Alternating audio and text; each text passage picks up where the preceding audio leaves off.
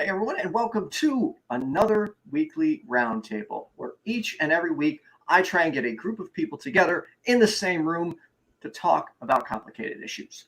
First and foremost, I do want to apologize. I had another stream on my channel.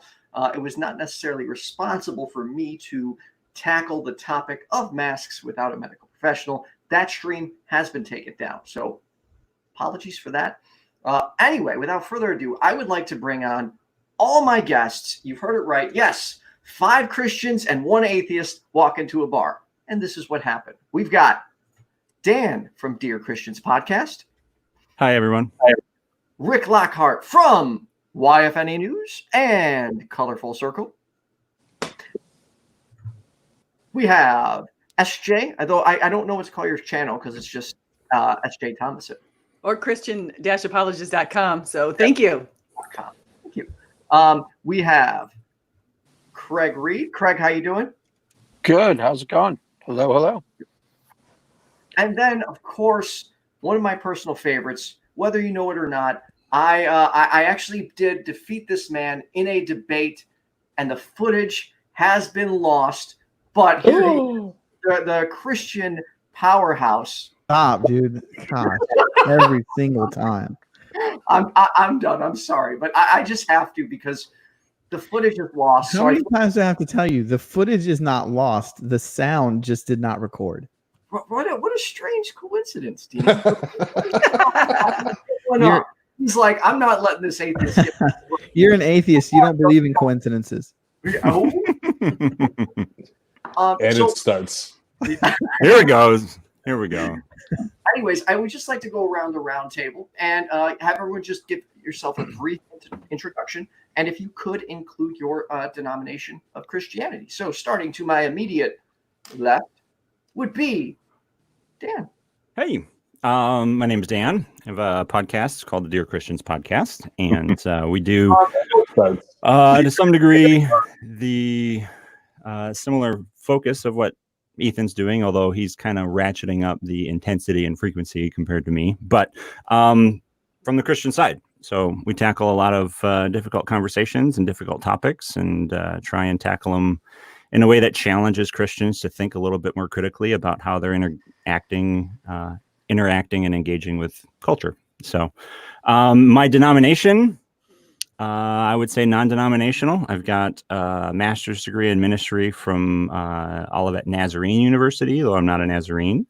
I have worked on staff, both paid and unpaid, in a variety of different capacities, from churches ranging from Pentecostal-esque Word of Faith stuff, which I do not affiliate with anymore, all the way to Baptist related, but usually most of it's been in the Wesleyan line of theology, if you know any of that. So thank you. That's that. Yep. Long answer to a short question, I know. My co-host of In Black and White every Thursday night at 7:30 p.m. Central Daylight Time.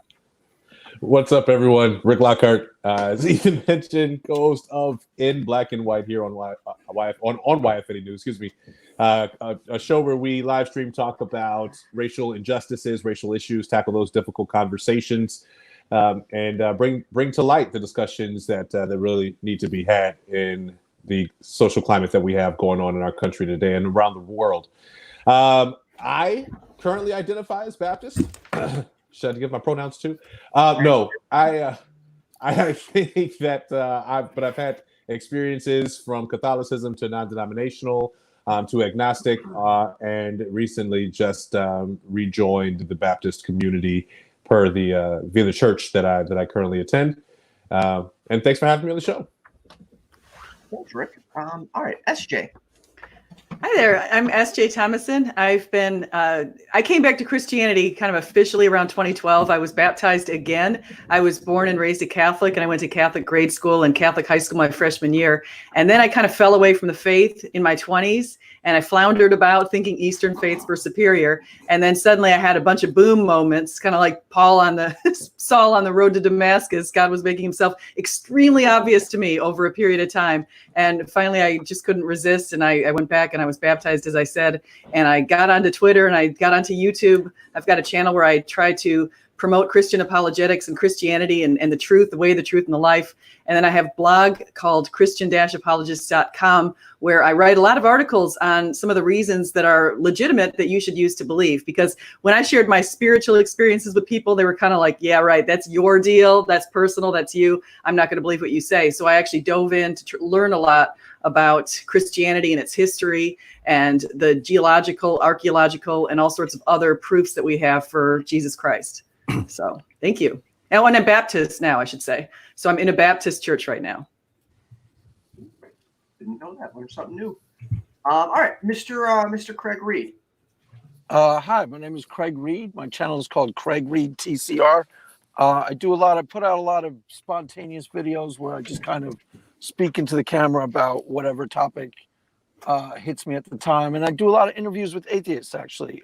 Recently I had, who'd I have on? Drew, the wife of the genetically modified skeptic, was the last atheist that I interviewed, the Antibot, she calls herself. And then I also have a couple Christians, dry apologists. Stephanie's been on my channel a bunch of times, and I've been on hers a bunch of times. I'm not exactly sure what my I believe I'm non-denominational. I believe that's what I technically am, but I'm not 100% sure what those definitions actually mean, and they mean different things to different people, but I'm pretty sure that's what I am. So there you have it. And what was funny, Craig, is the first time I actually I was sent one of your videos and I heard your voice, I was like, oh man, this guy's intense. He's a little scary. I was your voice actually intimidated me a little bit. Awesome. That's exactly New York. what I'm going for. Putting fear in the heart of the atheist. Terrorize. And I got to know you, and I'm like, actually, this dude's really nice. Like, totally. Nice. Do you remember what the first video was? He's going to remove it like as soon as we're done. Yeah. No, I sound the same in all my videos. It's pretty much. We don't want that one up there. No. It's like, why is Al Pacino interviewing somebody? What is Al Pacino think he's that's pretty funny. Why amuse you? Yeah. Yeah, exactly. Scary how, Ethan? Scary how, Ethan? What, I scared you? Is that what you said? Scary. Voice. All right, Dean Meadows. Dean Meadows. I'm the executive director of the Daily Apologist website, thedailyapologist.com. I grew up in the Methodist Church. I'm currently, I worship at the Northview Church of Christ. I've been in the Churches of Christ for about,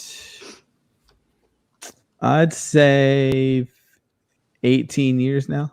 So since the time I was roughly 15, 16, something like that. So currently worship at the Northview Church of Christ in Statesville, North Carolina.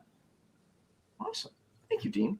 And you're Dean, also... I knew you. You were on my channel before. I was going to mention that. A long time ago in a galaxy far, far away, I was on your channel. So. That's great.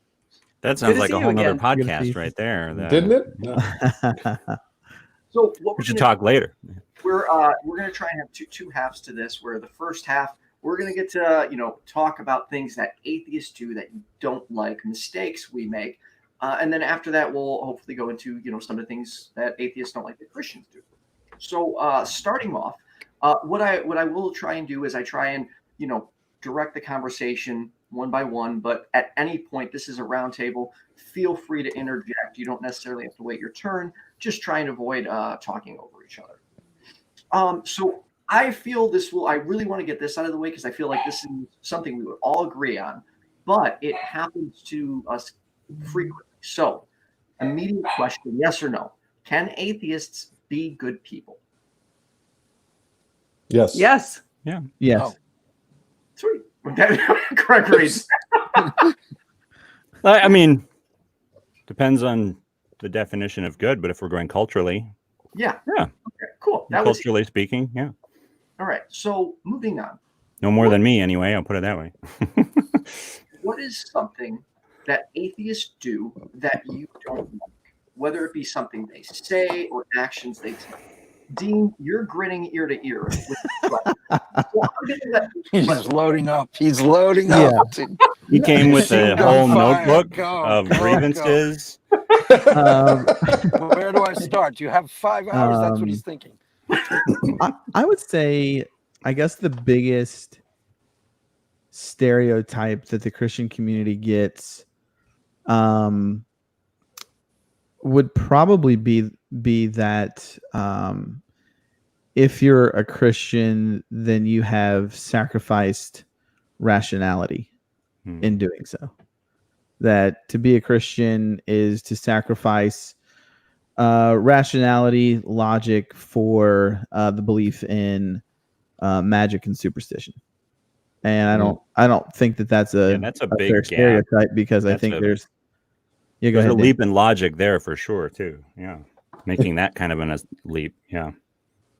So, and I'll admit, I was unfortunately one of the people that made that mistake in the past, and I have apologized to many of my Christian friends, because I went through an angry atheist phase where I was just like, that's it. I'm an atheist. I'm going after everybody. And I was not friendly about it at all. And it was very, Rick's known for a long time, and I'm sure he saw some of my posts and was probably thinking, what the hell is I don't even know how we reconnected and doing what we're doing, Fred. But I really think that was I would say the grace of God and the Holy Spirit at work. I really think the Lord had something to do with that.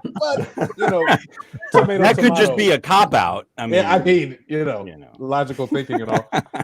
If I can answer too, I think that one of the things that I've seen as I've been exposed or getting a little bit more exposure, thank you, Ethan, to the atheist community, is that I find that atheists feel like Christians are always trying to convert them or have an agenda to convert them. And it's almost like straight men always thinking that gay guys want to hit on them. It's really not a thing. Like it's not how this really works. And if they're doing it, then as I've said before, # you're doing Christianity wrong.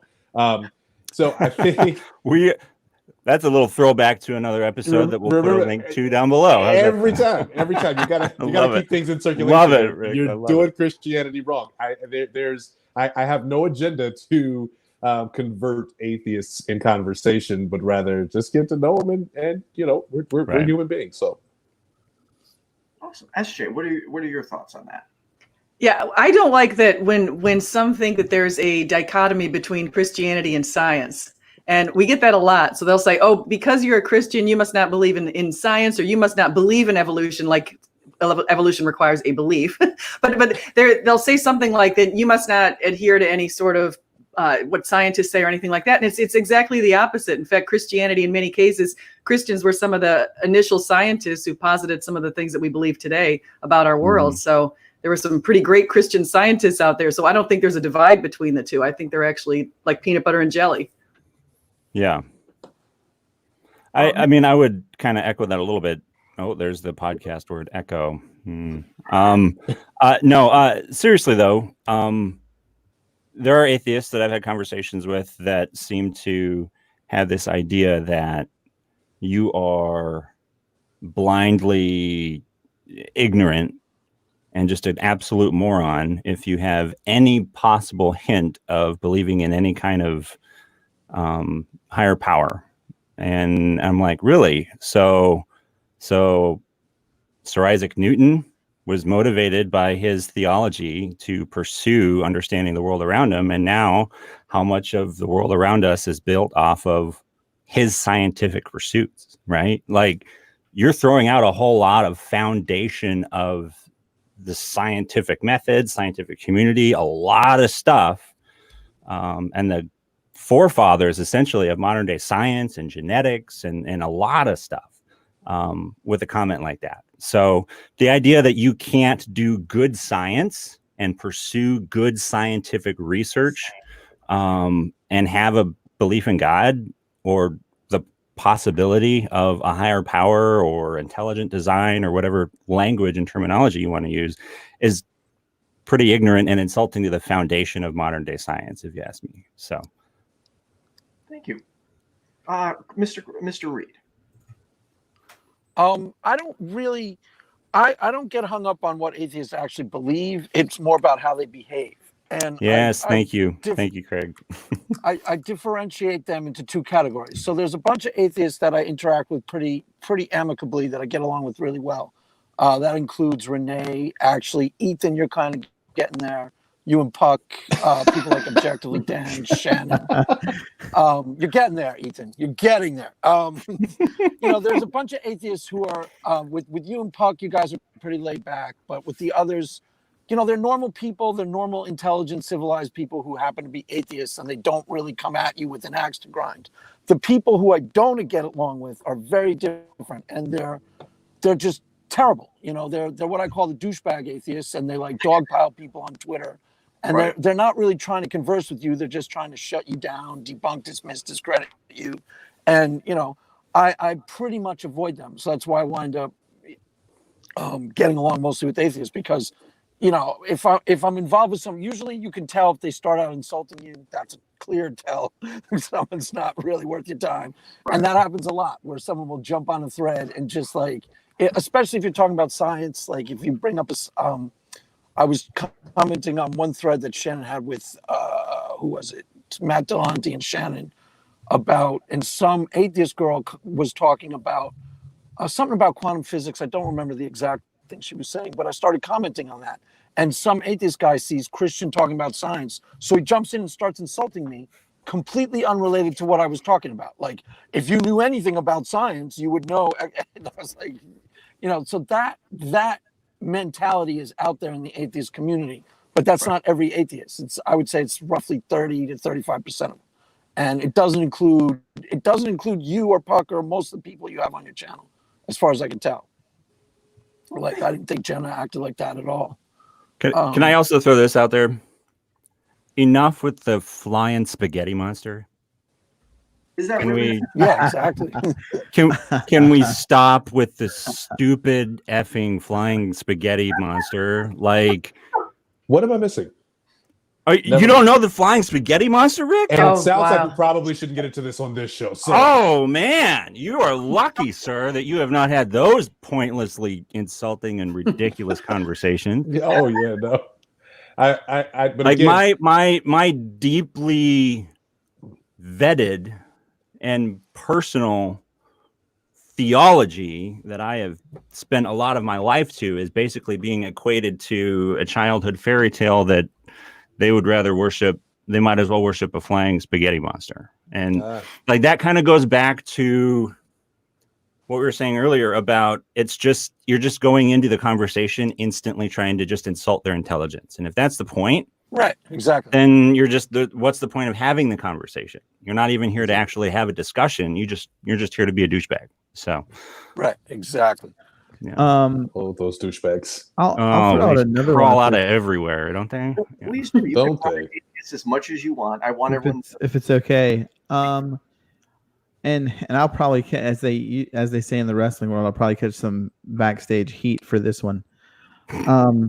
But just Are we back in wrestling again?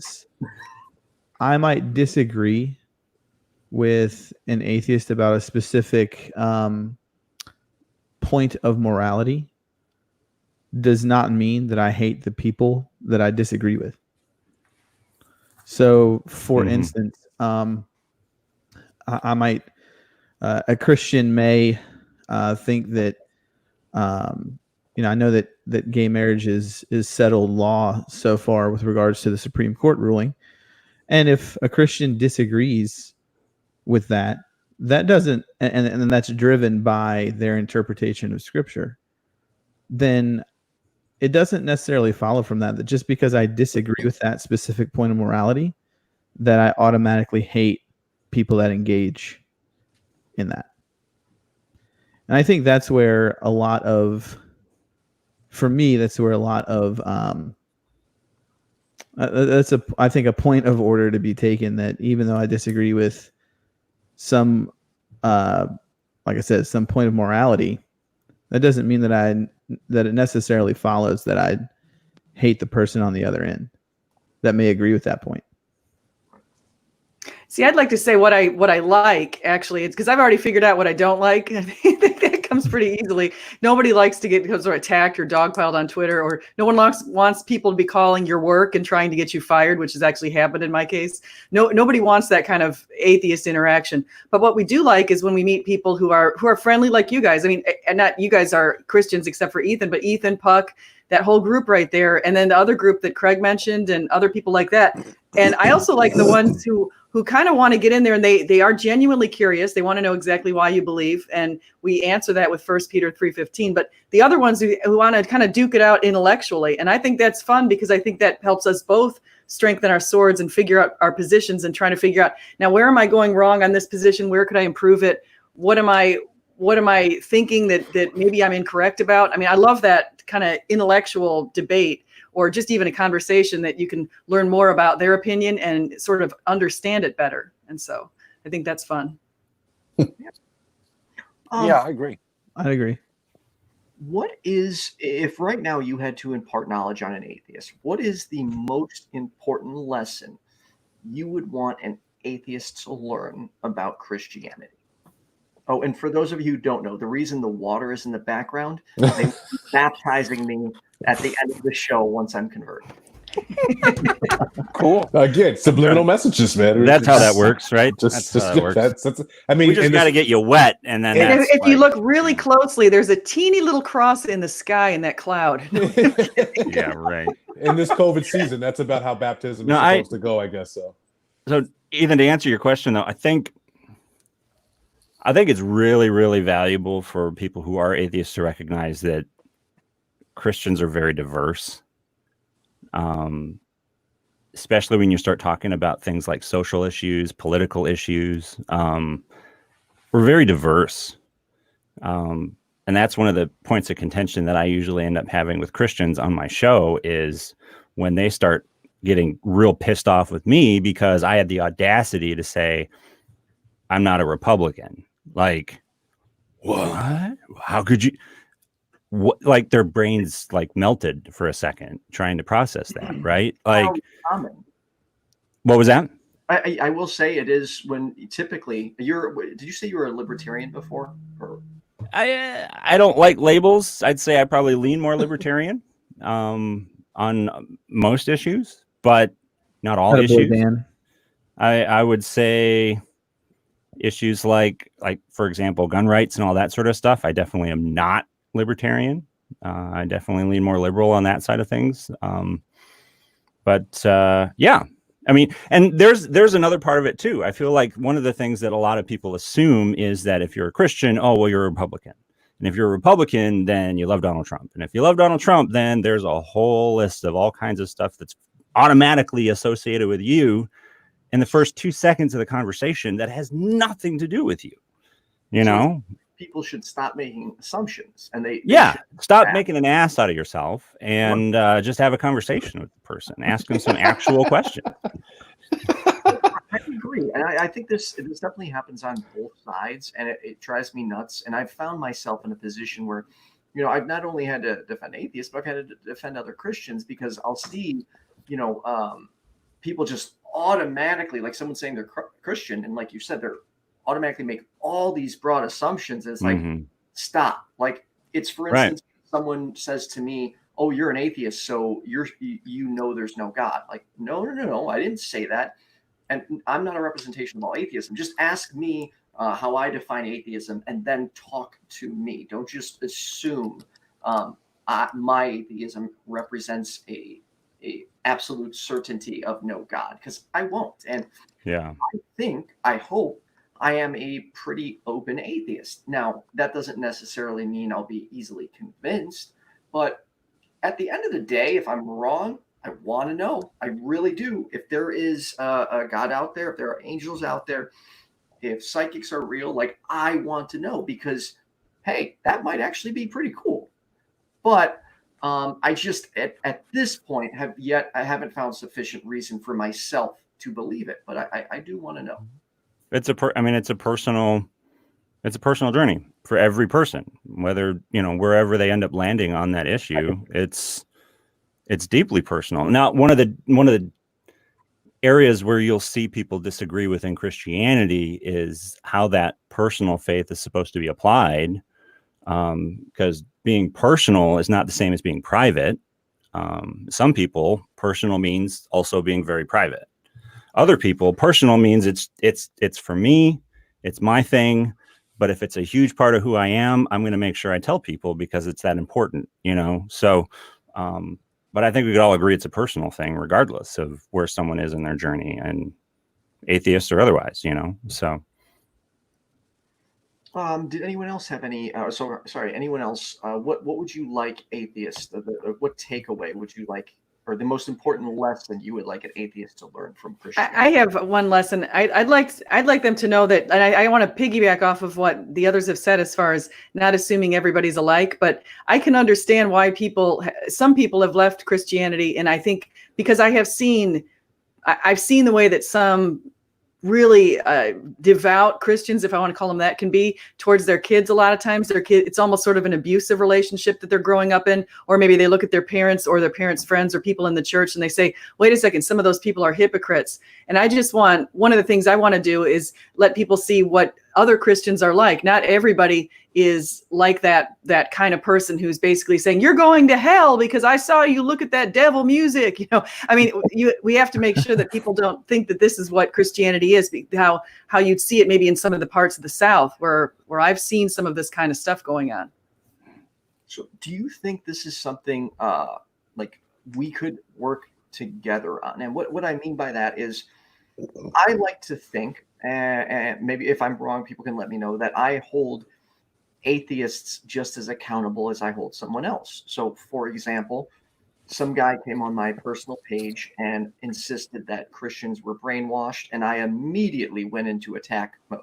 Like, I'm sorry, I'm not going to tolerate that. Like, Christians are my friends. I'm not going to sit here and allow you to degrade and insult them. On the flip side, I would like to see Christians do the same. Like, let's work together. Let's find common ground, and let's hold each other accountable. So could I ask that of everyone here, that when you see a Christian lashing out at an atheist or acting this way, that you'll help and put them in place? Because absolutely, they're not going to listen to me, but they would listen to you, I would think. Yeah, listen, some of them won't. Maybe. Right. Maybe. I don't know, dude. They won't listen to us either. However, I think that when you have, you know, people that are like the people that are represented here, good-hearted, you know, humanitarianism focused people, I think that we all probably share that same responsibility. At least I won't speak for everybody, but I just get the sense that, you know, we all hold that same responsibility that, hey, this is another human being. You're attacking and degrading or even demonizing another human being. And dare I say again, hashtag, you're not doing Christianity right. No, if that's the way you're treating someone. So and here's the side of that I think it means. Here's the thing about that I think a lot of Christians would do well to remember is we are held responsible for two things. Scripture talks about how we're supposed to speak the truth in love. That's in Ephesians verse 4. That word love in that verse is the same word that shows up in 1 Corinthians chapter 13, which is the word agape. It's read at like a bajillion weddings. And it goes, love is patient, love is kind, it's not boastful, proud, rude, right? Like there's a list of all of these things that love is. And that's the exact same word that's used in describing that we are supposed to be speaking the truth, which means we're responsible for making sure that what we say is accurate to what the scripture says, but we're also held accountable for how we say it, doing it in love. And when we do it in love, there's a lot of weight that goes behind that. And I don't think a lot of Christians really take that as seriously as they should, in recognizing that that's a call. Like, if you believe this, then the pillar of the entire faith, Jesus himself, right? The word of God is saying you are to do it in love. You are responsible for your delivery. And that means that you're not going to be rude, right? Love is patient, kind, not boastful, proud, rude, or arrogant. Let's think about rude for a second. I'm sorry, I'm getting on a soapbox here, but I'm about to ask seriously, rude is something that is contextual, right? Like, it's not, it requires a level of understanding. It requires a level of empathy. It requires a level of sensitivity. It means that we are going to be, here's more scripture, being quick to listen, slow to speak, slow to getting angry, right? But how many times do you look at debates and stuff between a Christian and an atheist online and would argue that the Christian is not being rude, that the Christian is being quick to listen and slow to speak and slow to getting angry, right? Mm-hmm. I have a hard time seeing Christians behave that way in general, even amongst themselves, let alone with people that don't believe the same that they do. But it's what we're called to do. So I think the other piece to that puzzle is what Paul says in Romans 12, if it's possible, be at peace and live at peace with all mankind, all humans, regardless. And in that same context, he talks about, even if you've been wrong, you don't return evil with evil. And so I think that has also entered the equation. It's the verse that comes up in my mind every time I get blasted on Twitter or YouTube, and that's kind of what keeps my cool. And I think that that's something that is absolutely positively, as what Dana said, necessary, not just for Christians who are on YouTube or Twitter, but just Christians in general. Craig, you've been a little bit quiet. What are your thoughts? I was just going to say, Craig, we've had conversations about this. Chime in, dude. I'm starting to not hear I'm starting to not be able to hear. I'm starting to robot a little. The thing that Stephanie said that I totally agree with is that there are, can everyone hear me well? Mm-hmm. Yes.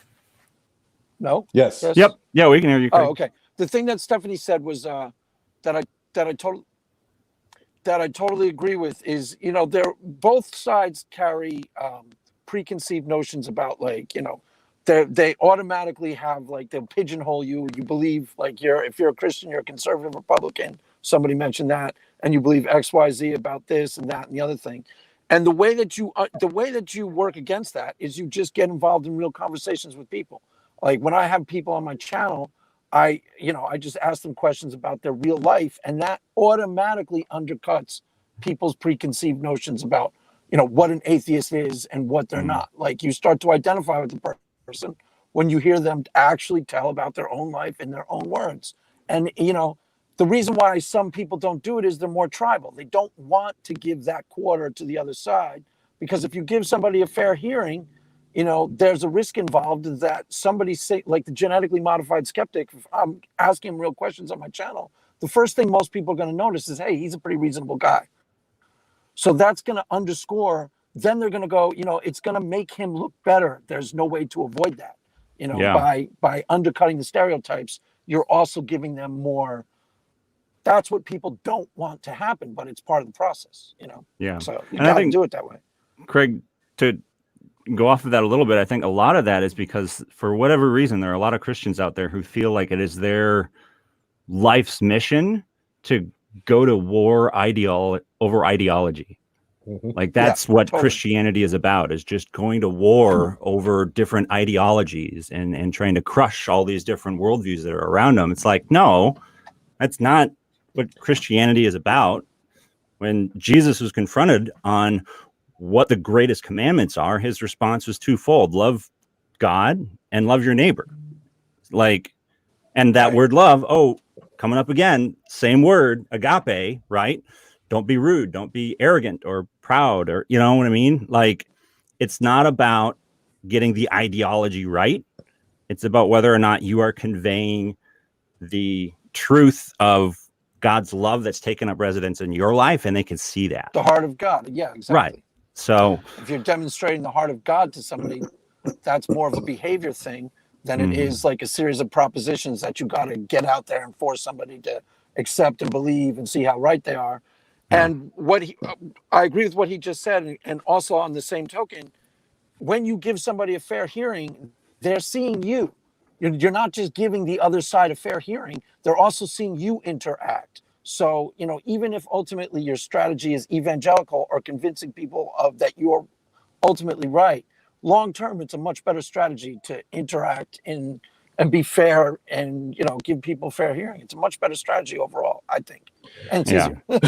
You know, and if I can, I think that's the unfortunate situation that we're forced with when we talk about religion, right? We look at what religion has done throughout history, whether it be Judaism, Islam, Islamic or Christianity. There's always been this need to conquer, and then there's the divisiveness within the religion itself, right? We have a direction that Baptists go versus I don't know, non-denominational, which is suddenly becoming a denomination. Right. Catholics too, you know what I mean? Like to start asking questions about predestination, and you got John Wesley versus John Calvin, and like it gets nuts. All right, like, it gets really crazy. That is, and what happens when and I don't even know if that's something that atheists kind of have in their belief system or non-belief system, or the way that things are set up. Forgive me if I'm misquoting. That'd be a good question for Ethan. Right, exactly. War within the realm of atheism, But at the end of the day, our responsibility, and I think that this is where Christianity rests, is our responsibility is to simply show love, be and exemplify love, embracing love, represent love. Like that's the core of what I get and what I've gotten and gathered from Christianity. And I think that if that becomes the focus, then it turns into understanding someone for who they are versus trying to attack them for what they don't believe or what direction that they want to go with their life. All right, I want to piggyback on that too. Or Dean, you go. Is it Dean? Yeah, I was going to ask if I can throw maybe a little bit of a monkey in that wrench. Go for it. That's why we're here. So I'm down for the idea that we need to treat our neighbors as we would want to be treated. I understand that the two greatest commands, I get that. But where does being ready to give a defense for the hope that you have within you fall into the Christian lifestyle in regards to doing that with the backdrop of culture in mind, right? So I'm all on board with showing people love. Don't hear me say that we shouldn't do that. And I don't think that necessarily involves trying to conquer people or show people how stupid they are. But one of the things that I fear for the church is that we and I'm not accusing anybody of doing this, but I'm scared that we might be so overcommitted to being overly compliant with some of the things that go on around us, that we negate the call to give a reason for the hope that we have within us. Right. So, and I'm not saying you have to do that aggressively. I call it natural evangelism. Right.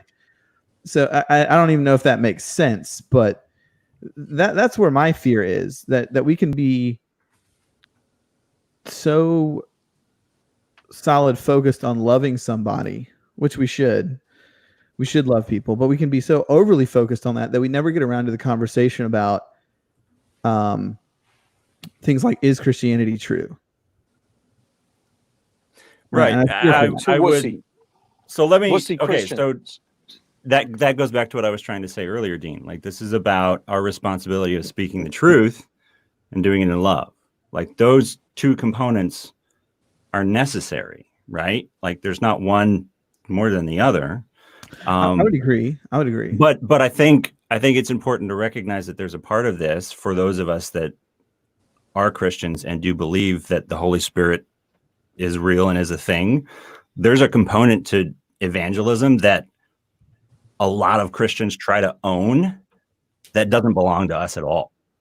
You know what I mean? Like, where in Scripture is Jesus ever focused on trying to persuade, or what's the right word I'm looking for?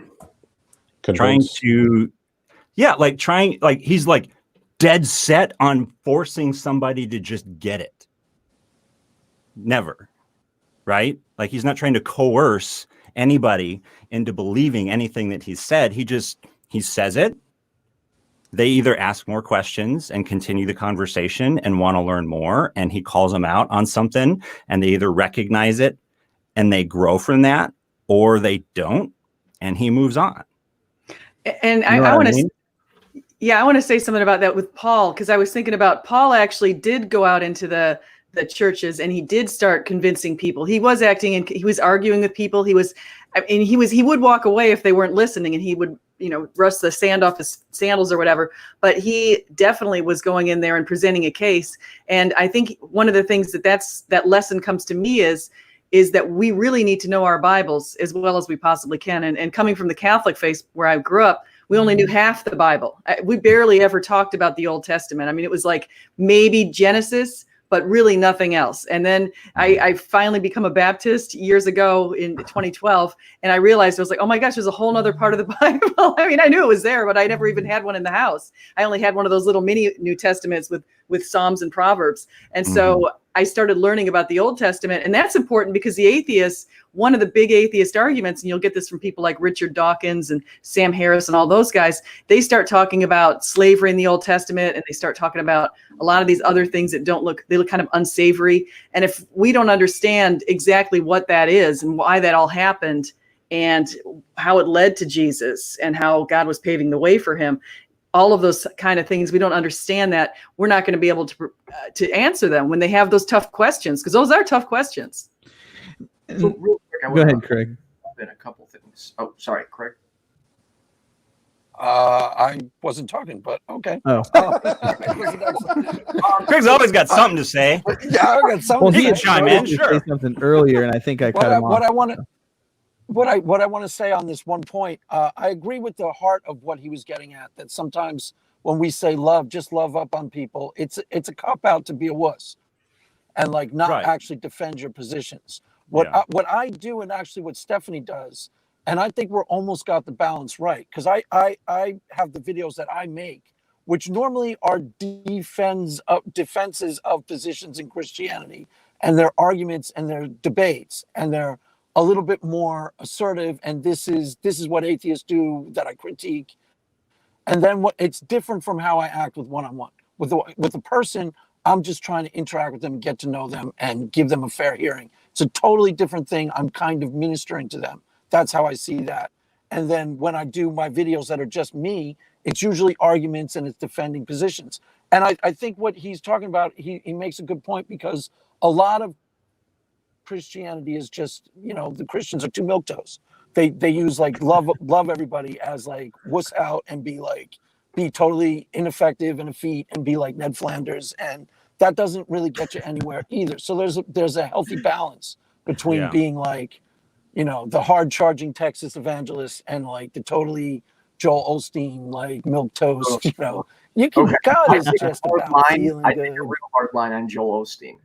What he does, in my opinion, and I apologize if I offend anyone on this panel, I think everything he stands for is wrong. I think he is robbing people of their money, and it really bothers me. And I just want to cite back to the time when, during the flood or the hurricane, he wouldn't even let people into his church until pressure. Like, it's like, to me, that is just hiding behind all kinds of like thinking other red tape bull crap, when it's like, no, people are there, open the friggin' doors. Like, what the hell is wrong with you? Real quick, there was a couple things I wanted to jump back to. One, I think people would be better off, whether it be Christians, Catholic, Muslims, atheists, if we just practiced a little bit more love. And I know at many times people mistake being kind for being a weakness, but just because I'm nice to you, or just because I'm willing to, for instance, someone come up and routinely insult me, just because I don't spit fire back doesn't mean I'm being weak. It just means I'm not willing to engage at that level. I'm not going to let that person manipulate me into that type of dogfight, because those insults, what they're just, to me, they're just words. They don't hurt me, and I'm not going to give someone that kind of power over me. And at the same time, let's say one of you right now says something offensive to me. and then I respond with fire. Sure, that makes me feel good. It makes me feel better that I got to fight back. But what happens? Well, you will typically dig your heels in more, and so will I. And I don't know about everyone else, but I'm here for the long-term goal. I do hope, of course, that all of you one day will become atheists, but I am aware that it's not going to happen in an hour-long discussion. It's not going to happen by me berating any of you. Like, that won't accomplish anything. So I would rather just talk to you guys. And hey, if one day you become atheists, awesome. If you don't, at least we showed that at the end of the day, we can all have civil conversations and work together. So I would implore people to take a more kind, loving approach when possible, as long as it is not at the detriment to their own mental health. And to be clear, I'm not demanding this of anyone. I'm just saying this is my approach, because I believe we can accomplish more when we are more loving and kinder to each other. And then, oh, sorry. No, real quick. I just out of curiosity. First off, thanks for letting the Christians here get air some of their conversations out on your channel on the show. We appreciate that. However, I'm wondering what when you say that, and it might have been in jest, but I think there's some validity there. That your hope is that we would maybe one day become atheists. I'm just curious, why would that be? What is it that you think that we would gain from converting to atheism? I can't wait for this answer. It's not that you would necessarily gain something. I'm not. It kind of like how you both hope. I'm sorry, all 4 of you, 5 of you, I can't count, would hope I would become Christians, because which I want to get to in later, and what you think I would gain. But I personally think religion interferes in people's. For example, Rick, let me give you. Okay, sure. You, from your brand of Christianity, I've never seen you want to exert your beliefs over other people. Sure, you're transparent, like, hey, I'd like you to believe in God, but I'm not seeing you go out there every day and voting against the interests of other people based on your own beliefs. Hey, Ethan, don't get me beat up on this show, okay? I'm just saying. I'd be right there with you, Rick, because I already told everybody I'm not a Republican. So that, if they hadn't tuned me out by now, then I don't, probably they got all their tiki torches on my front doorstep in about an hour. So. Sorry about that, Ethan. That's all good. You're supposed to correct me. Well, I guess maybe this is what Christian is talking about. Like, if you don't think that we would gain anything from being an atheist, then why would you want us to be an atheist? Okay, it's not, and I want to choose my words carefully here, because I am not always the best at articulating what I wanted to say, and I don't want it to come out wrong. It's not that you would specifically gain something from just becoming an atheist. I think you would essentially lose something that at times can be seen negatively based on my experiences in the world. And what I mean by that is, I think we all would agree that there are many Christians out there practicing hate and attacking people. I would like that to stop. So to me, wouldn't we all? Yeah. To me, wait. So Ethan, then if that's the case, then what? Ethan, you chose this for your life. Why would this? So? In my mind, that the solution of, hey, let's just make all Christians atheists is like throwing the baby out with the bathwater. Like, if Christianity's got a serious problem of just touting hate all the time and a big PR issue with that, hashtag they're not doing Christianity right. Like, there's something to be said about the public image that has been dragged through the mud because a lot of Christians don't, like SJ was pointing out, know their Bible well enough themselves and actually consider what that's supposed to look like practically in the relationship they have with one another. And there are a lot of Christians who walk around with this idea that if I just be a total douchebag and bring all this persecution upon myself, then I can tout the, hey, I'm taking one for Jesus idea. And they use that to glorify and elevate themselves more than actually glorifying, elevating, and pointing people to Jesus, which is what it's all about. So I have a completely different point. I'm sorry. 1 second, Dean. Sorry. yeah, there was a lot said there. So Hey, I'm just trying to pile on as long as I a can. lot to digest. Yeah. This is payback for the other day, for the interview or for the debate. I guess what I personally want people to believe as many true things as possible. So I guess that would be That's a personal value that you have. yes. That is something, a personal conviction that you have. And if you personally do not believe that Christianity is true, then you want to help other people recognize that so that they'll believe what is true. Correct. But I would say the ultimate goal isn't necessarily, as much as it would be nice to get a bunch of atheists out there. If for example, if I could point to you, Rick, you are one of the most loving, kind, compassionate people I know. And I feel like you are a great example. And if the majority weren't as judgmental as you are, and weren't as, if everyone was as loving, compassionate, and non-judgmental as you, I would have a lot less to say. But I live in a world where I see these attacks on a daily basis and people shaming others who just because they're not Christian. So to kind of bring this full circle to what we were talking about earlier, I'm wondering if I can get a commitment from everyone here. And I will also make this commitment. If there is an atheist attacking you guys unjustly or in any way, let me know and I will happily stand on your side, because I don't believe in insulting people. I don't believe in degrading people. I don't like when atheists say, hey, you're just brainwashed. I don't like that crap. And I will gladly be on your side if you're under attack. I'm wondering if I could get everyone here to commit to doing the same. If we could start holding these Christians who are attacking other people on the internet publicly, if we can work together to stop this. So if you see a Christian lashing out, would you be willing to help me and tell them, hey, you should not act like this. You should not treat other people like this. I agree. I'm going to agree. Yeah, I thought we did this already. I was going to say, we not said a we said yes. No, Ethan, I would definitely do that if you ever, because especially with how nice I've seen you be on Twitter and stuff like that, and even on YouTube, I don't see any reason for anyone to be lashing out towards you. So if somebody does, definitely let me know.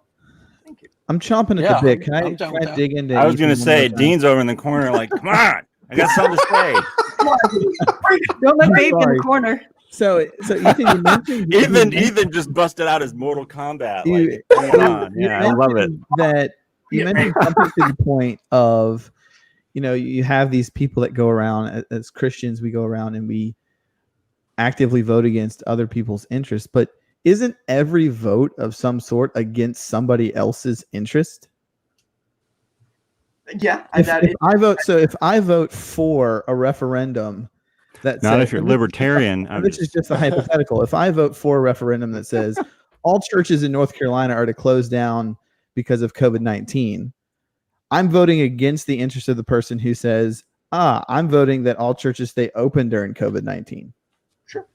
Let me correct. Rick's got something to say. Rick is looking at me like I'm crazy. Well, I would see that as voting for their interest. I don't know. Maybe that's just me. We want them to stay alive long enough to go vote. Like, that would be a big deal, right? I just like people, if they go to vote. I'm just saying.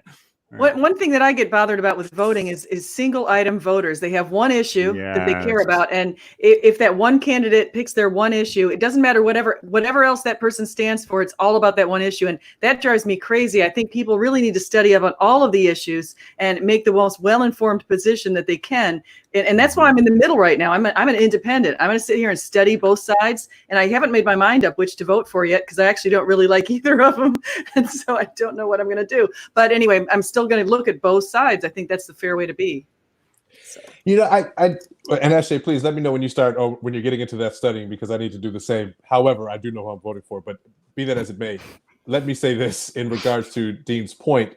I think that it depends on where you're what the situation is that you're attempting to attach a vote to, if you will. For example, yes, if you vote for the closing of churches during COVID, you're voting against opening churches, but that's only because in that scenario, that's really all you have as options, if you will. In the case of, let's say religion. In the case of religion, if I'm voting for Christianity, does that mean I'm not voting for, I'm voting against Judaism or Buddhism or Islam? No, I'm not, because I'm just radical enough to believe that, if we believe in a God that's all powerful, then I can believe that this God is able to connect, impact, or change lives, or be involved with anyone of any religion. And I think that's unfortunately where when we get into the belief of Christianity, that we're the only choice that God can work through.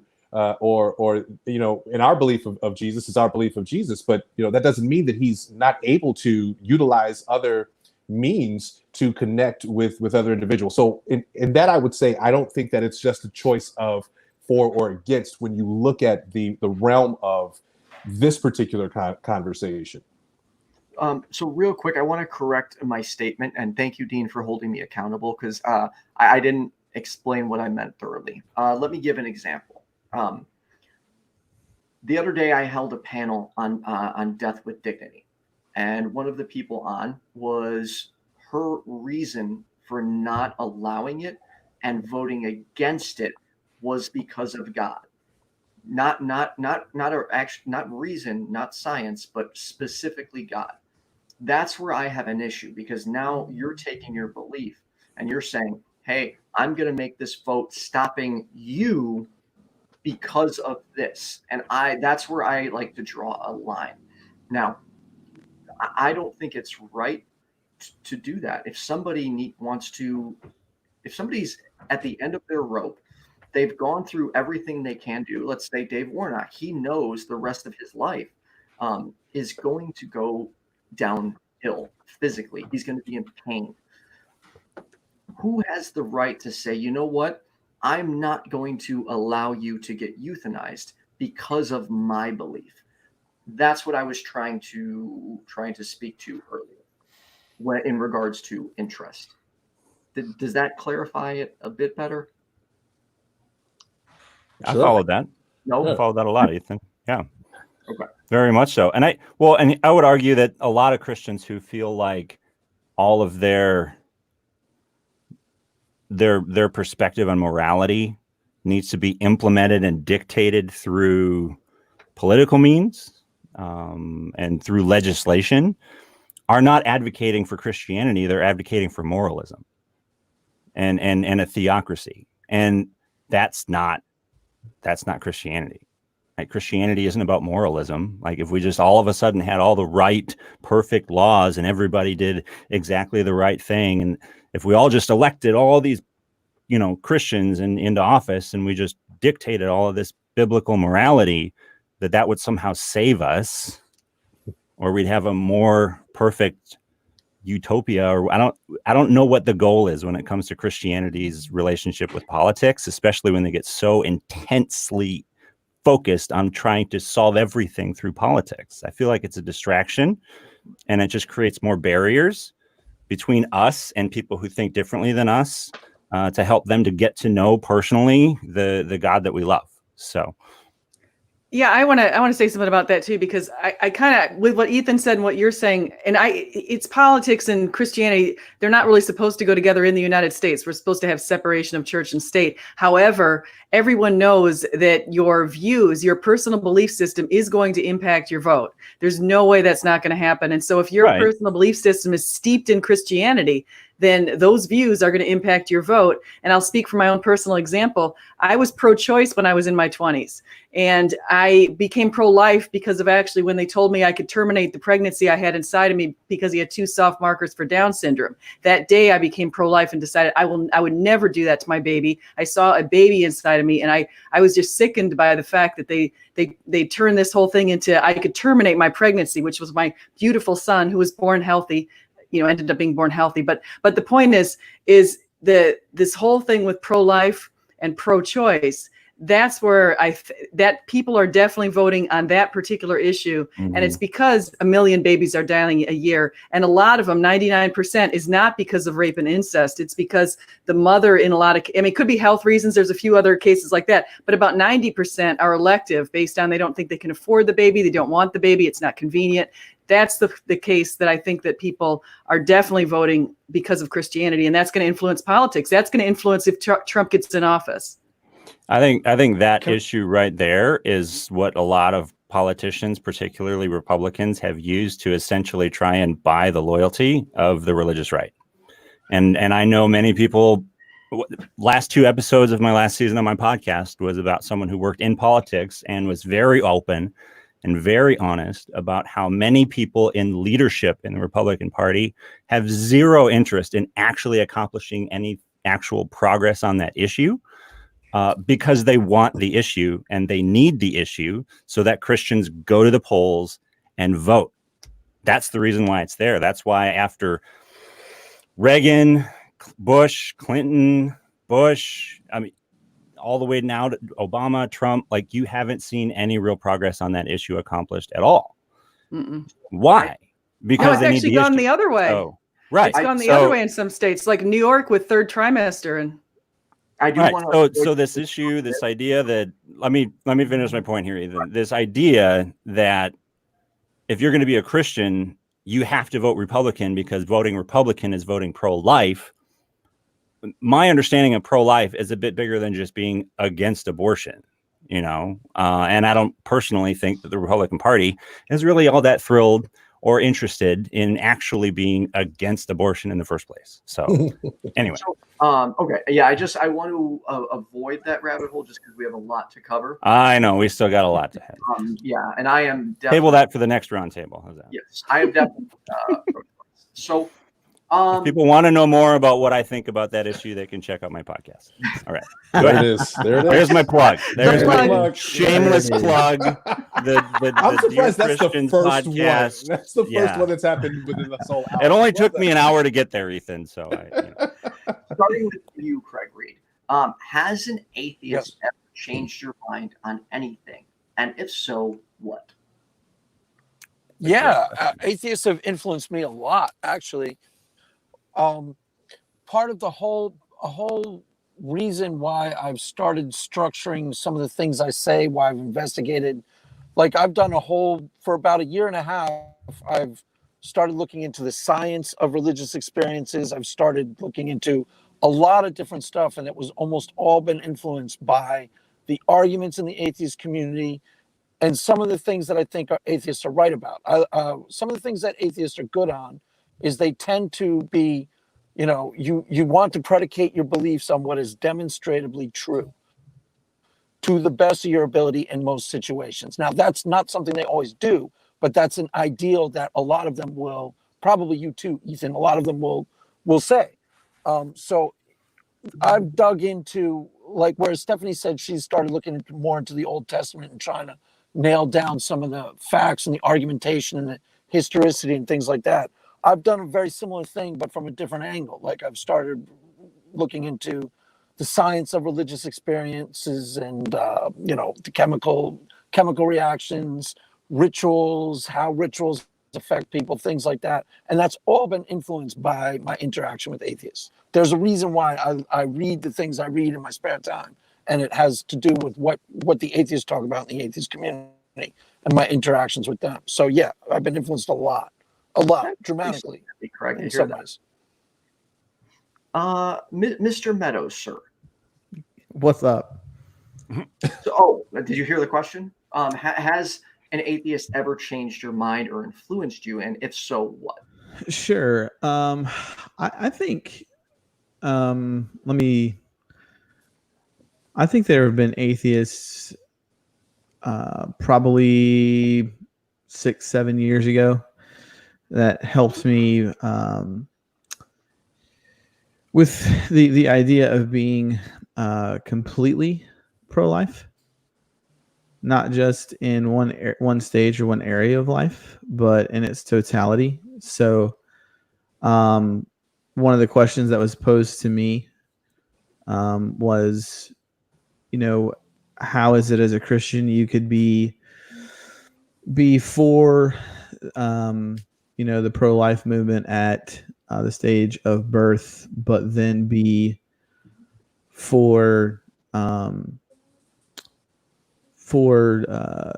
a foreign policy that violates the sovereignty of other countries without a declaration of war, and in turn ends those lives without a constitutional precedent. I guess that's at least one area where I've changed my stance on some things, is in that. I don't know. Does that make sense to everybody? Do I need to clarify that? Makes sense. So it's something like something like Vietnam, right? When I first studied the Vietnam War, I'm like, yay, let's end communism, right? But then when you look at all the factors behind the Vietnam War, it's like, okay, that really didn't make sense. And if I'm pro-life, then how could I on one hand say all life is precious upon conception and before they're born, and then once they're born, here's a unlawful war clearly seen in Vietnam, and how could you be for that? So that's one area where I've been changed as far as my politics goes. SJ. I've been changed. I can say ditto to what Dean says and a lot of that. But I also, if it weren't for Atheist, I have to tell you, I would never have read probably 200 Christian apologetics books that I've read. I would never have read the Old Testament. It's as deep. It's done a deep dive as I've done. They've actually influenced me to work much harder than I would have. I would have been a much more apathetic Christian. I was never been, actually, when I was coming back, I wasn't apathetic, but I would have been a much more laid back, sort of take it easy Christian had I not been pushed to go out there and find some fight back. So have they ever created a soldier? See that? They created a monster atheist. She would have been a Sunday Christian. She would have left you alone. Only you. All you guys just sitting there, leaving you alone. You had to go and push. And if it weren't for you guys, you gotta turn that one back around on you. I'm trying to think. They probably have changed my mind on some. That's actually a good question. I see. I haven't really formed a solid opinion on evolution, to tell you the truth. I haven't figured the whole, because I've heard arguments on different sides on that, and so they've actually influenced me to look for that solid argument and to naturally go for what the science books are saying in the biology textbooks and those sorts of things. And I wouldn't have done that quite as much. I wouldn't have felt like I needed to really get to the truth of that if it weren't for atheists. So they do make a positive impact. Yeah, the evidence-based conclusion thing and I wouldn't be anywhere near as into like logically consistent beliefs and how things logically follow if it wasn't for atheists. I wouldn't be examining the structure of, even in like politics and things like that. I'm always like, does that logically follow A from A to B? Is that do those things follow each other? It's all atheist influence. And I'm starting to like the taste of babies. I got to be honest. It's pretty, pretty good. Atheists are right about that too. Well, that's flying spaghetti. It's a little weird. That flying spaghetti too is pretty. But they are quite tasty. That is so bad on so many levels.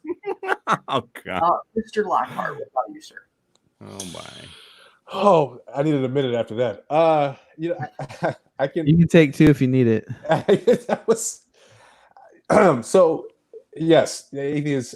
There, one in particular, I dated an atheist, but I think he was more agnostic than he was atheist. But I think more towards Craig's point, it really caused me to understand a mentality that is based in logistical evidence, and I find it fascinating. I find it intriguing, and I'm interested in the way the layout of a mentality that requires such thought. Like it is there's really a lot of energy that's put into that, and I enjoy walking down that path with individuals such as yourself, Ethan, to understand thought processes and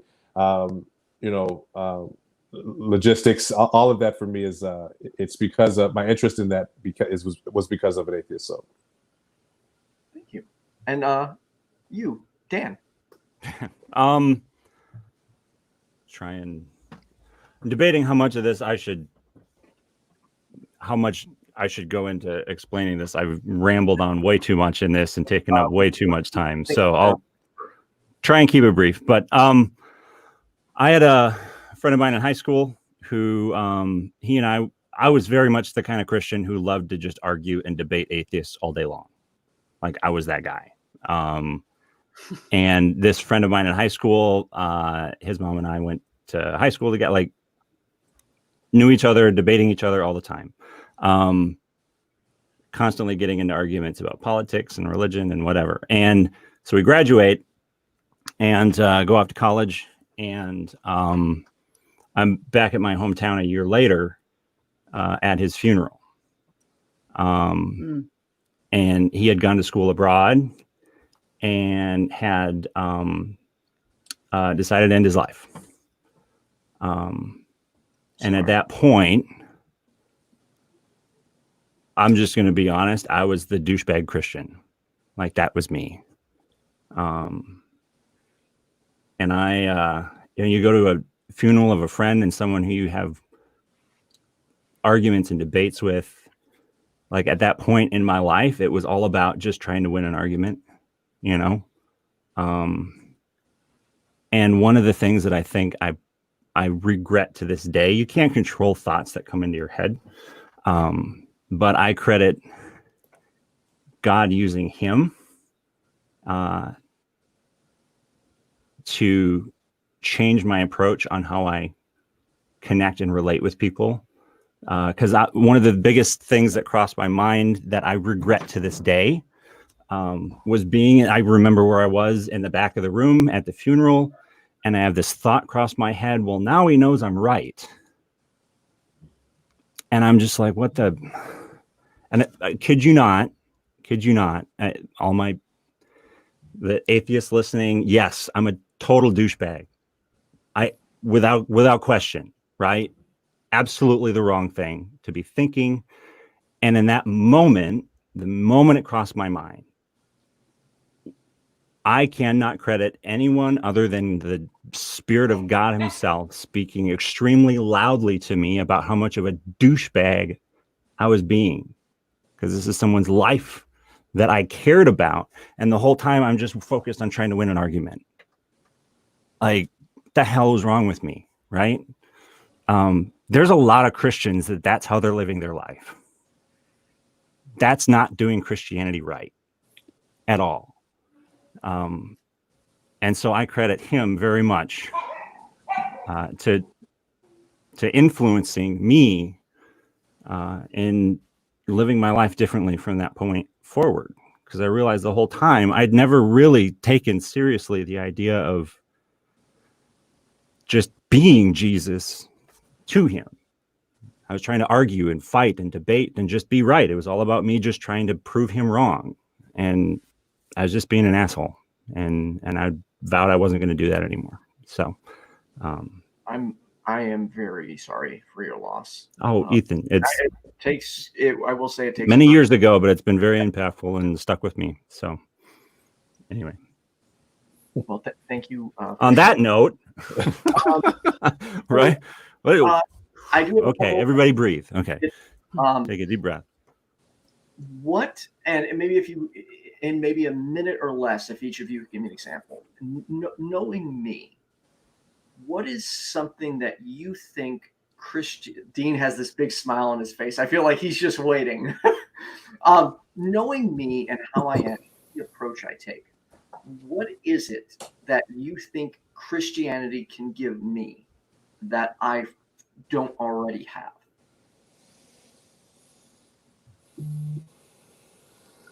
Dean, you're muted.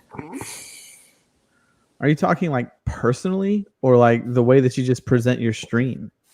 No. Personally, in my life, like what is it that I could gain from becoming a Christian outside of obviously believing in God? Like, what do you think I could gain? I'd say hope. You can gain no matter what happens to you, no matter what kind of difficult time you go through.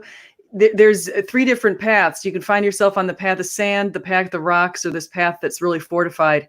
And I think if you build up your strength with God and in Christianity, no matter what hits you in life, whether it's a death of a child or it's a death of a parent or just really an awful event, you will have the strength to be able to pull through it. And you can count on God. He'll be right behind you on any of that kind of stuff. And so Christianity gives you that excess power inside and strengthens you. And so I would say that that's really it's needed.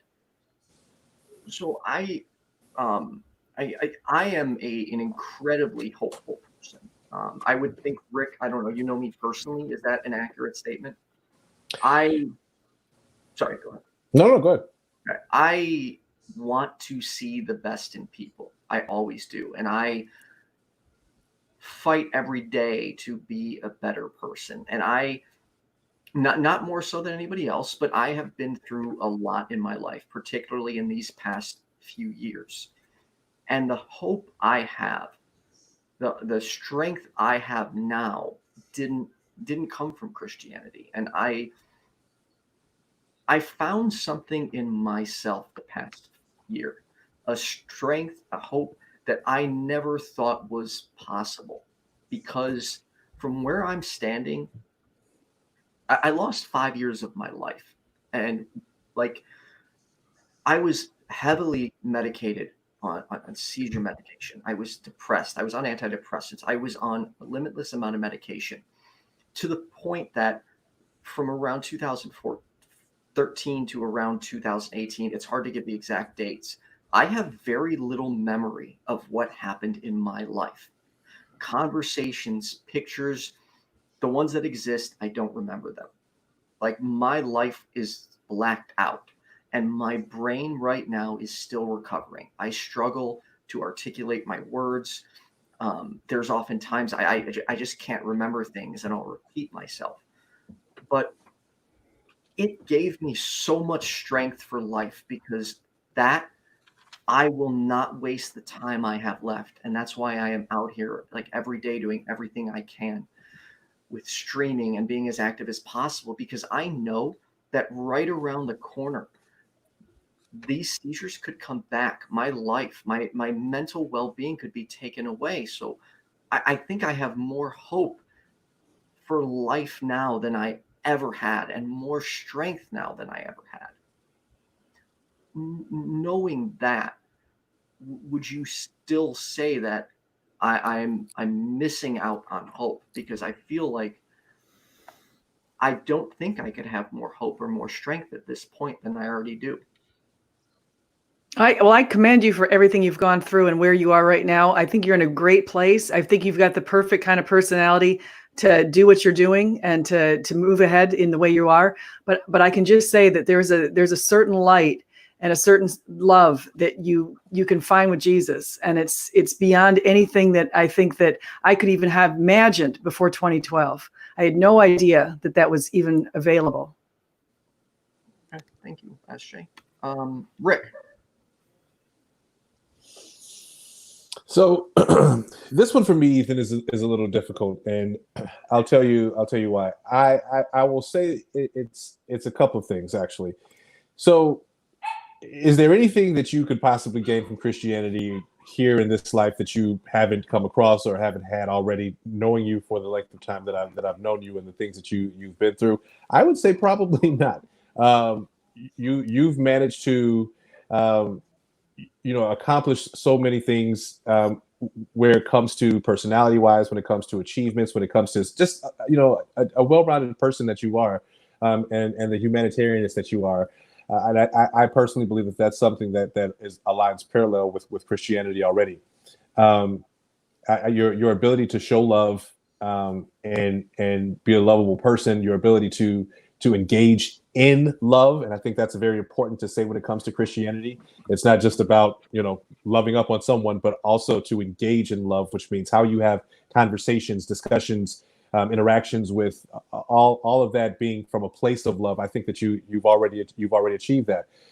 I think when it comes to what Christianity that we believe and what we believe is in Christianity that you would gain at this point would just be the access to what the afterlife is going to look like based on what we believe as Christians. Right at this point, that's relatively all that's kind of left for you. Now, having said that, I also believe that, and this is just kind of how going back to a point that I made earlier, when it comes to my responsibility as a Christian, brother, my responsibility to being a Christian and to you is to show you that love. Everything else from that point on, if there's another direction, if there's something else that needs to happen in the realm of spirituality, I'll leave that up to God. That's his domain. That's where God impacts and does whatever work that God needs to do for whatever that may look like. I don't know what that looks like. I don't know what that needs to look like. So when it comes to here on earth and Christianity and anything else that you would gain that you don't already have, I don't think that's the case. But I also still think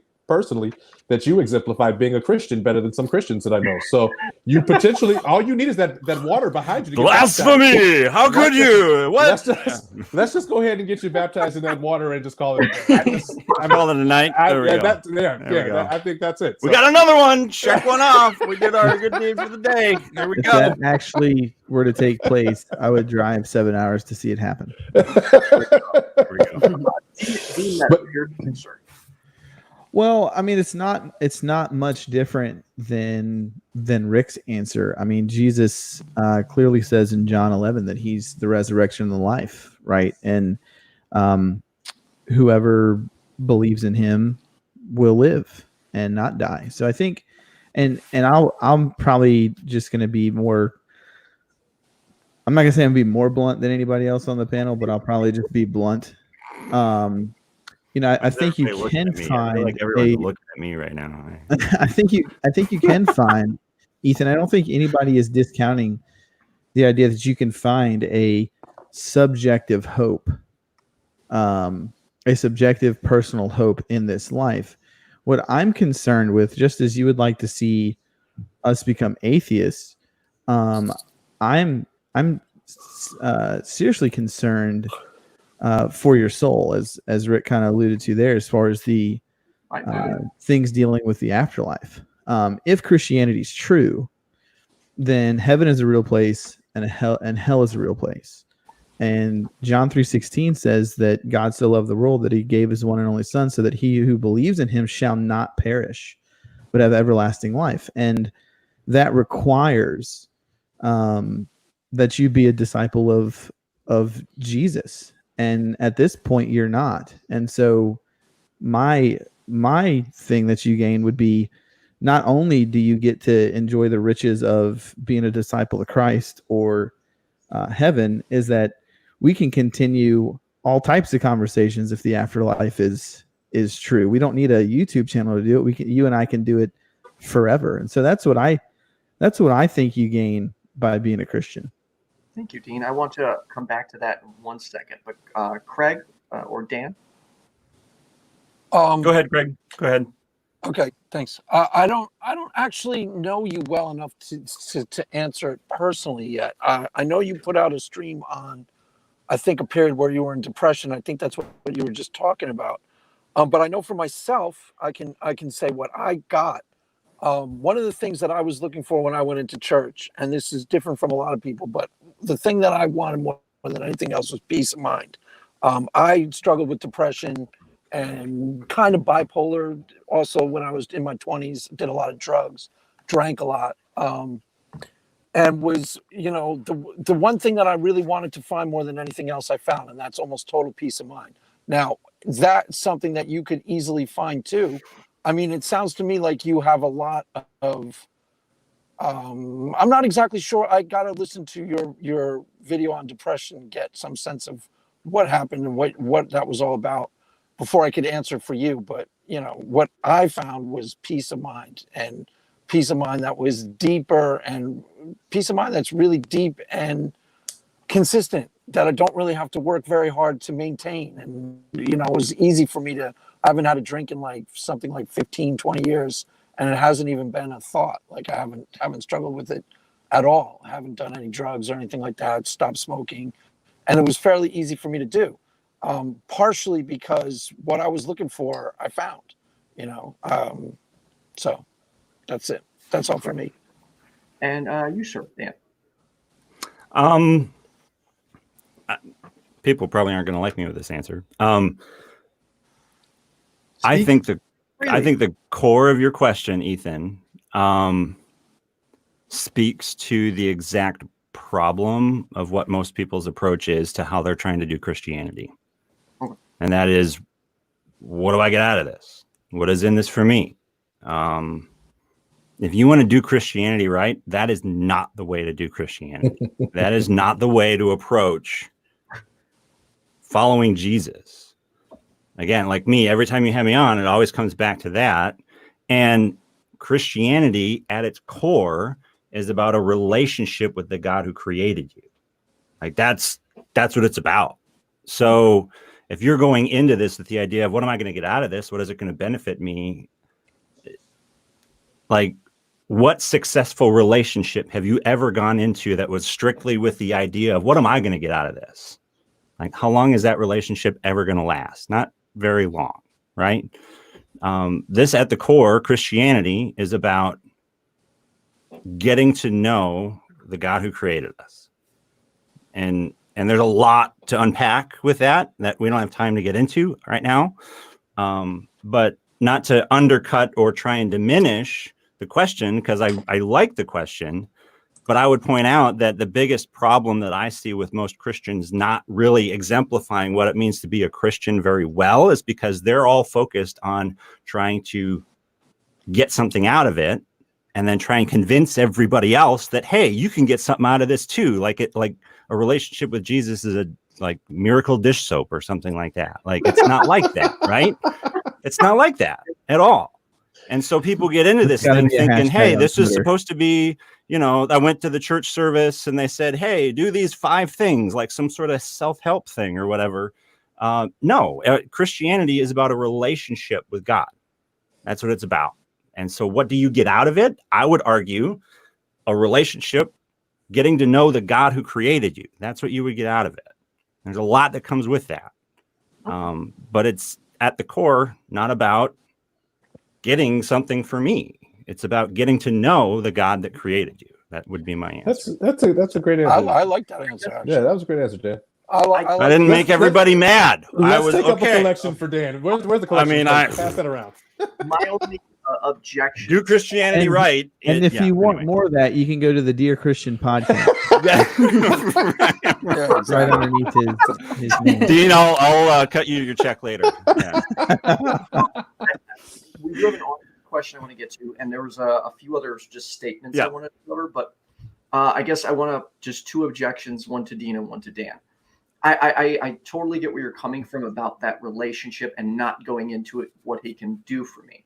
And I don't want you to answer this now, but something to think about. Okay. Yeah. Say I put everything into it and I don't see him actually doing anything for me. Why would I continue that relationship? Because looking back when I did believe in God, I don't actually see anything he did for me How long is this show running? Right. I was going to say, exactly.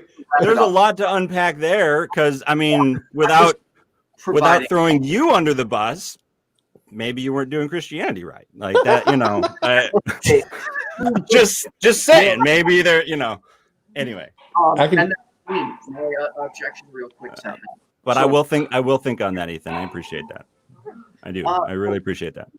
Let's say right now, heaven and hell are real. Just for sake of argument, I'll accept that. If right now I have the option to go to heaven, if don't do it.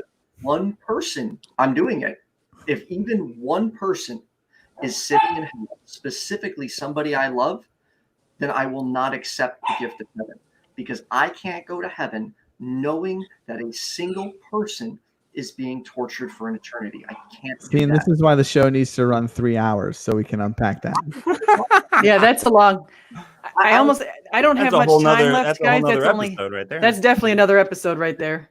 So real quick, that's totally another episode. Through these, I was hoping to kind of break this into 2 halves, but we didn't get to do that. So I just wanted to let you guys know a few things that I would hope, or at least ask, that going forward in dealing with atheists, you avoid these statements. One, when you're dealing with an atheist, try not to assume their position. Ask how they define their atheism. Talk directly with them. don't bring in the baggage of other atheists into that conversation. Just say, hey, can I ask you to define what atheism means to you, and then deal with them at that point. It's a good thing I've had practice with that, the LGBTQ community. Whew.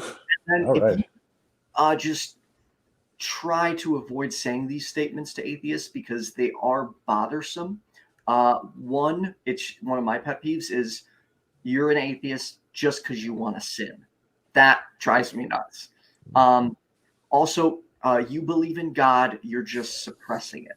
That would be like me saying, well, you're an atheist, you're just, lying and accepting God. So stay away from those if you could. On this list, Dan, is you were never a true Christian. You'll come back. You didn't try hard enough. I've heard that. I've heard multiple of those myself personally. And I still consider myself to be someone who loves the Lord very much, but to some, I've never really been a true Christian to begin with. So, and then, last question I just want to get to from the audience is, Dean had we were going to say a comment or a question, Dean. What was that? I was going to ask if we could roll over to an after party and continue the dialogue. Is that a possibility? If anyone's interested in an after party. SJ said she had to go, so I'm piggybacking off of her. Yeah, I've got to go, but. I got to go too. And then we'll finish up. I just have to find this question. Oh, has anyone ever visited here? Has anyone visited a secular country? If you call Germany secular.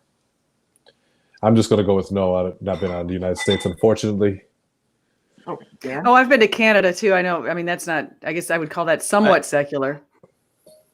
I mean, I would challenge the whole term of secular country to begin with, because to be perfectly honest, I think we live in a pretty secular one now. Not as secular, obviously, as Europe, but. Craig and then Dean. Yeah. Obviously, the answer to that is no. I haven't been outside. Yes. Do you want the details? I've been to Holland. I've been to Germany, East Germany, actually, and Germany. And then where have I been? Been to Prague, Budapest, and my wife is half English, so I've been to English a bunch of times. Stayed in England. Yeah, I've been to England too. For like 3 weeks at a time. Because they mean like the Scandinavian countries? Is that what they're talking about? I thought Holland. I don't know. The term was like. I thought he meant Holland, Germany, Prague, and England. I think those count, but I don't know if those are absolutely. I mean, of secular countries, those are definitely up there. I guess I'm not entirely sure on exactly what we mean by secular. Thanks, country. Dan. I was going to ask the same more thing. atheists. If you look at the percentage of people who are saying they're non-believers or towards the atheist religion, and a lot of the different kinds of laws that are coming out, you'd have to say Northern and Western Europe is increasingly going secular. They actually call it Euro-secularization. And Gotcha. any country that's formerly communist. Yeah. So if anyone's been to China or Russia or places like that, those are absolutely formerly China's is communist, but other countries that are formerly communist are extremely secular. Actually, Italy, France, and Italy. I guess Italy. See, I'd say those are religious.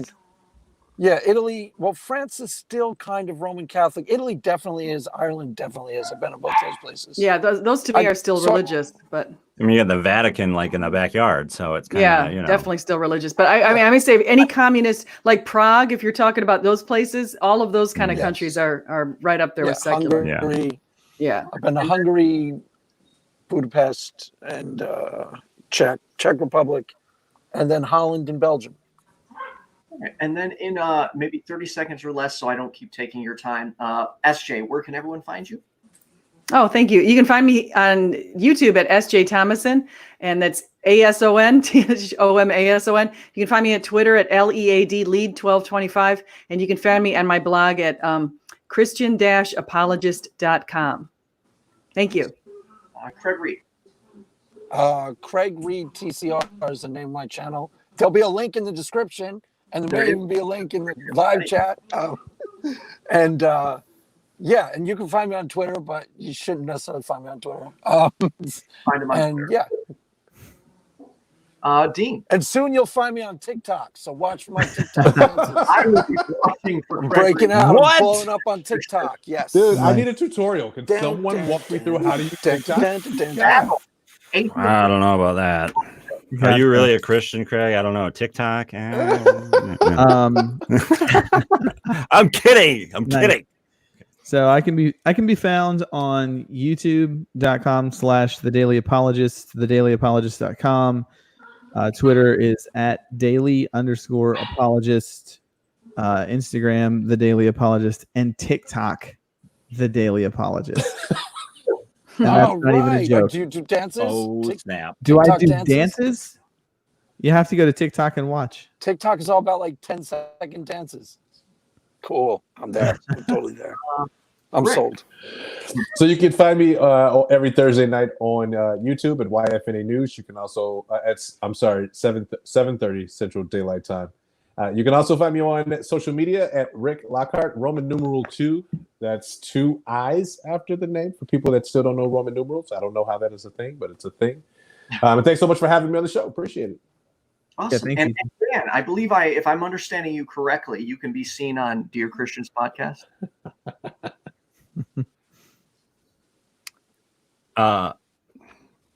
Yeah. It like froze for a second. Can you see me? Can you hear me? Yes, we can. Everyone's links are in the description along with their Twitter, their YouTube. Yeah, he's frozen. Anyways, I do want to. Hello? Okay, Am I now there? Hello? Can we? Hello. Yes, you back. Are we there? Hey, here. Here. Oh gosh, I don't know what happened. Okay. I already plugged it. Dan, Okay, we're here, but you're podcast. not all there. Everyone, their links Yeah. are in the description. I would like to thank all of you for coming on and doing this. It really, it's great talking to all of you. Yeah, that's it. Everyone, thanks for tuning in. Like and subscribe. Check out all these channels. Also, thank you to my patrons, Cindy PLAZA, Trina, Deluca, Bestname Ever, Kenneth, Leonard, Christian Watkins, Kathy Leto, Edith, and I feel like that document is cutting off.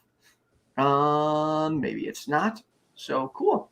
And like and subscribe, all that good stuff. And I'll be back tomorrow at 5:30 p.m. Central Daylight Time with the one and only Dragnot. Have a good night, everyone. Thank you.